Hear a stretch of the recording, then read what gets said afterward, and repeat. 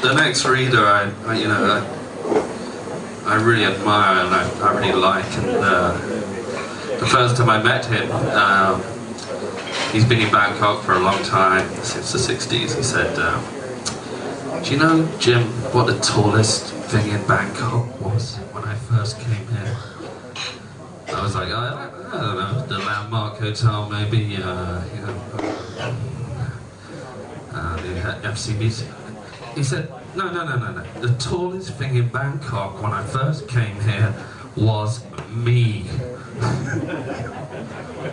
And the second story, which Dean told me, or didn't tell me, I overheard him say, was that he once travelled from the west of Bangkok to the east of Bangkok and paid the taxi driver with 2 red shiny apples. Correct? Correct? Okay. If you try and do that now, you will get a guy with a machete, take the machete beneath his seat, and he will slice you up. And so times have changed, but Dean hasn't changed. He's as charming as ever. One of my favourite people. Please welcome Mr. Dean Barrett.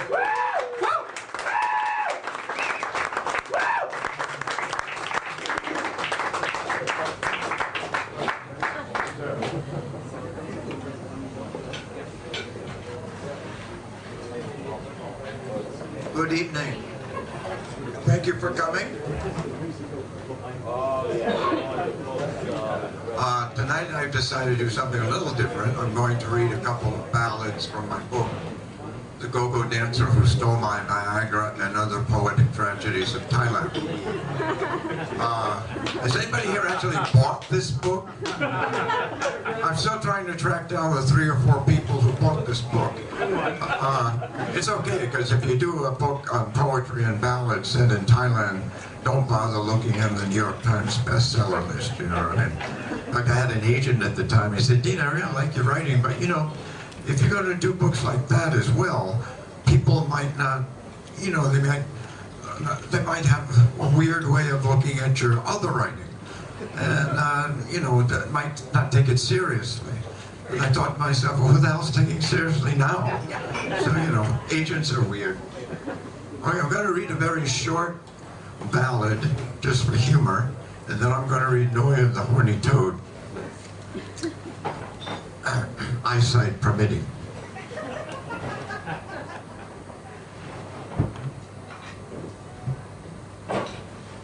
Okay, this is a short humorous one. A bar girl's lament. Nobody wants to boom boom anymore. It wasn't like this in my mother's day, when guys were happy with a hanky-pank whore. And many times I've heard my mom say, it isn't like it was before, because now customers still pay, but they don't want to boom boom anymore.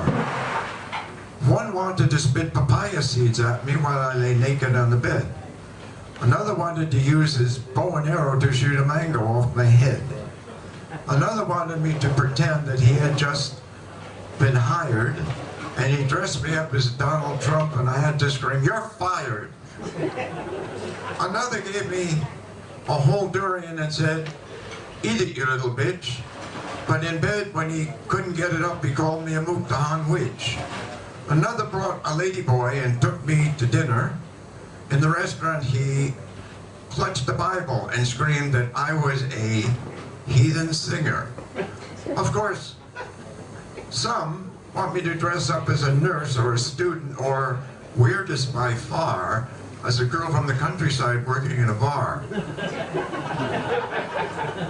But the kinkiest of all, I'm almost ashamed to say, it was without doubt my most humiliating day. Sure, I like making money, that much is true, but there are some things even I won't do. I think people this sick must come from broken homes. He wanted me to just sit there in the chair and listen while he read his poems.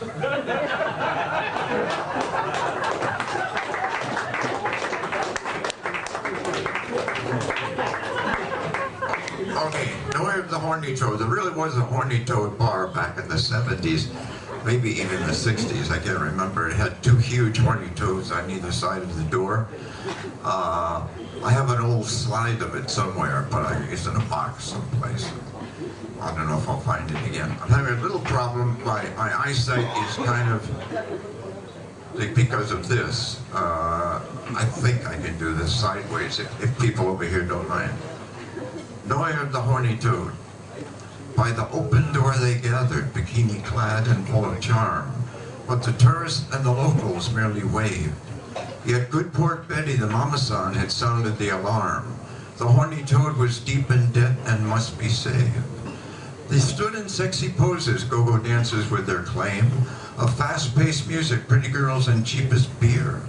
But too many bars had opened, and despite their well-earned fame, already many bars had closed that year. Dang had winked her long eyelashes, and Knit had tried her Chiang Mai smile, and Oi had draped her hair with shiny stars. But neither Aught's seductive figure nor good Port Betty's guile could stop the crowds from seeking other bars. So the dancers here were charming, so were the girls and all the rest, and the patrons had their choice of where to play. Mississippi Queen, Safari, Superstar, all argued which was best, as a connoisseur of wine might judge bouquet. Leck turned up the music and Ad hung up a flashing light. They tried all tricks they knew to make it pay, but despite their valiant effort, they knew they'd lost the fight when even Bad Debt Billy stayed away. Good Port Betty knew the end had come and fought to hide her tears, but as she spoke, her throat was full and tight.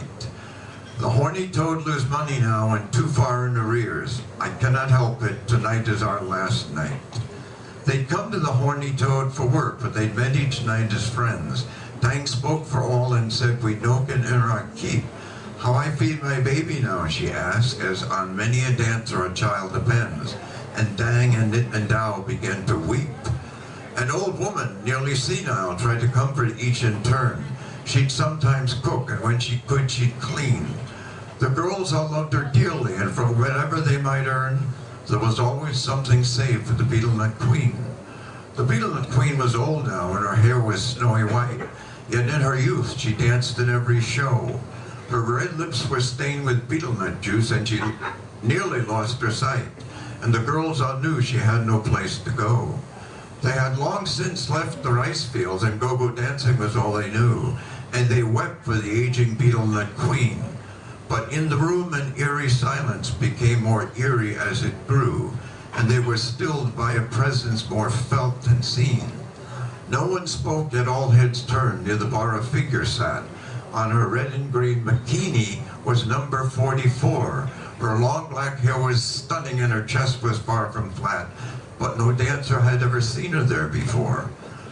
Her shoes were of speckled silver, her ears were pierced with gold, and her full lips were moist and slightly parted.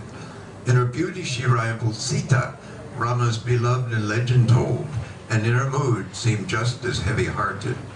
Above high cheekbones, her dark brown eyes explored the bar, as if remembering how it was so long ago. Beneath her smooth brown throat, her only flaw, a tiny scar. But if it gave her pain, it did not show. And on her neck, a golden chain, perhaps a gift from a favorite lover. It twisted to form 3 letters clear and bright. They read Noir, a common nickname. But as all would soon discover, nothing common was to happen there that night. With just the slightest smile, the leggy dancer shook her head, and from the beer-stained bar stool she rose. And in the quiet room, with firm resolve, she clearly said, no way this bar's gonna close. Then she climbed onto the counter and up upon the stage, and without another word began to dance.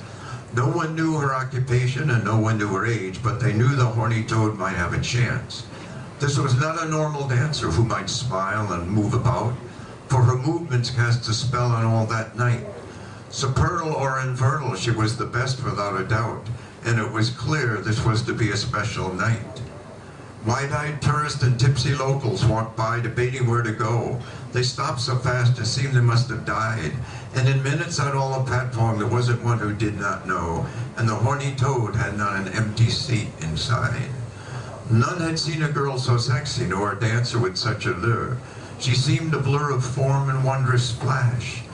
Good Port Betty watched the crowd, and she knew they'd saved the bar for sure, when even Bad Debt Billy paid with cash. Whiskey beer, when all was sold, they'd order milk or wine instead. All were captives of the dancer's magic sway. Even shirts were good as gold, especially those that read, "I love you, darling, more than I can pay." Men left their haunts for the horny toad. Girls ignored their fortune tellers. It was said that touts abandoned clientele. There were gum and garland vendors, and men fought with flower sellers for the night to go with Noir to a hotel. There was noise and smoke and flashing lights, and many photographs were taken, but already the Beetle Nut Queen had begun to doubt. She felt Noir was more than just a dancer, and she knew she was not mistaken when any photograph of Noir would not come out. And then at last the bar was closed and the Beetle Nut Queen had locked the door, but she saw that it was just as she had feared, for though the bar was saved, there was no number 44. Noir of the Horny Toad had disappeared. Lex said for sure she checked my girl. Dang said no, I think she's from Rayong. Good Port Betty thought Noir was from Phuket. Nid said, I think you don't know nothing. I think you all are wrong. I sure she must be Bangkok girl, you bet. And all the girls debated how the dancer came and went and where she might have learned her sexy dance. But the Beetle Nut Queen sat still, perhaps to ponder what it meant. It was as if she'd fallen deep into a trance. Then suddenly her face grew pale and her lips let out a moan, so fearful that some ran frightened to the door. Her hands began to tremble and her voice was not her own, and she said, "That girl I saw here long time before." She rose slowly from the table and walked just behind the stairs, and began to empty boxes piled beneath the Buddhist shrine. Her thin brown hands moved quickly and her lips mouthed many prayers, and if she saw the girl's strange look, she gave no sign. And the contents were quickly scattered, a collection of many years. Bar bills unpaid, love letters unread by girls grown old. Then her shaking hand touched bottom, and her much confirmed her fears, and the Beetle Nut Queen felt her soul grow cold.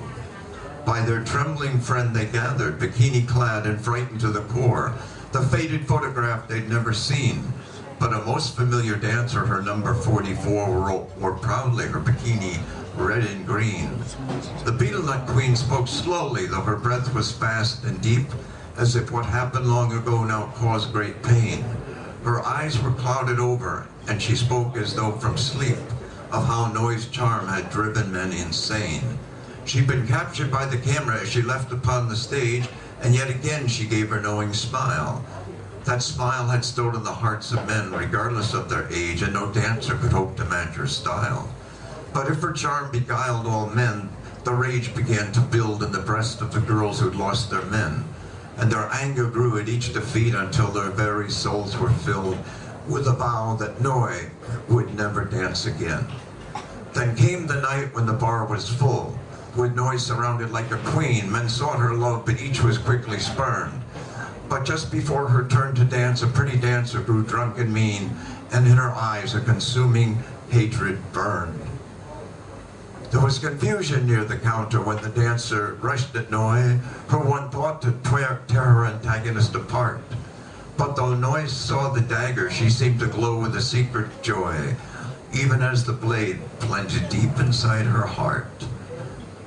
Noir the Horny Toad lay quiet, as if she'd known her time to die. As she spoke, her blood seeped deep into the floor. "You can stop my heart from beating, but I haven't said goodbye. I'll come back one day and I will dance once more." The Beetle Nut Queen's voice grew softer, but her eyes were open wide. She knew Noir's ghost had visited the bar. For though the picture was surely taken long before the dancer died, in the photograph they could see the dagger's scar. The Beetle Nut Queen cried out, and she slumped across the table, but the girls heard clearly what she said. "I was that drunken dancer. Oh, Noir, forgive me if you're able." And the woman who had stabbed her now lay dead. It was a night of wonder, and it happened long ago, but still they dance on Bangkok's Patpong Road. And though the bar has changed its name, the legend cannot help but grow, for none who saw her dance would soon forget Noir, of the Horny Toad.